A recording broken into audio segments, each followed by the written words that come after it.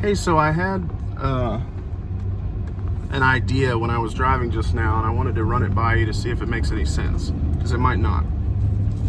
I was thinking about the history of ideas, and I was thinking about how it started because I'm going to a job on Thomas Jefferson Highway, and I started thinking about Thomas Jefferson. What a contradiction the man was.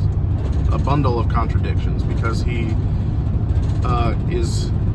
is one of the foremost authorities on and practitioners of liberty on a mass scale.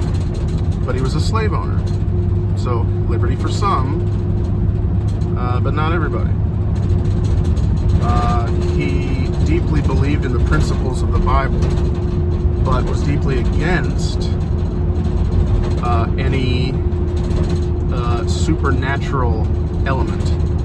So he actually goes through, and you read the Jefferson Bible, and it's all the miracles cut out, leaving you only with the moral and ethical teachings of Jesus. So deep respect for the scripture, antipathy towards supernaturalism, deep respect for the principles of liberty, and yet held other human beings in servitude.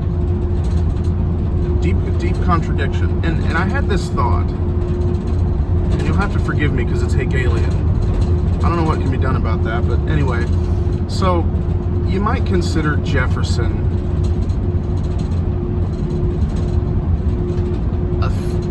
a synthesis between the thesis of Reformation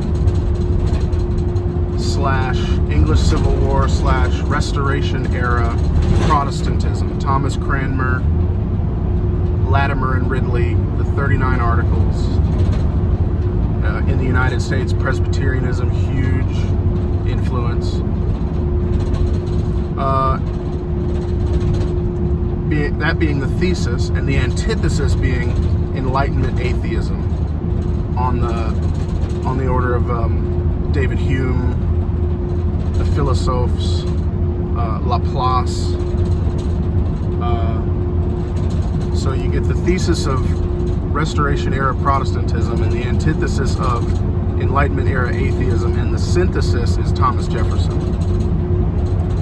Well, I wonder why Jeffersonianism didn't really last. So it was eradicated during the Civil War,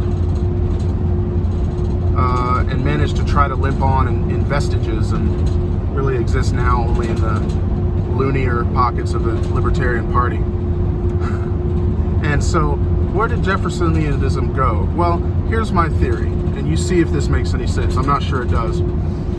Certain things, certain species of animal cannot mate. A horse cannot inseminate a pig. It's not going to happen.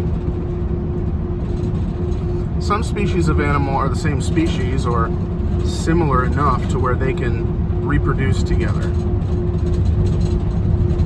Some species can reproduce, and the fruit of their union can come forth and be useful, but it's sterile. Like a horse and a donkey can come together to produce a mule, and a mule has the strength of the donkey without the stubbornness, and is hardy like a horse, but more easily led, more docile. They're useful. They can carry a big load. They can't reproduce. They're sterile. So here's my question. Is Jeffersonian democracy useful but unable to reproduce itself like a mule? Where am I wrong? I'm probably wrong, so just tell me where.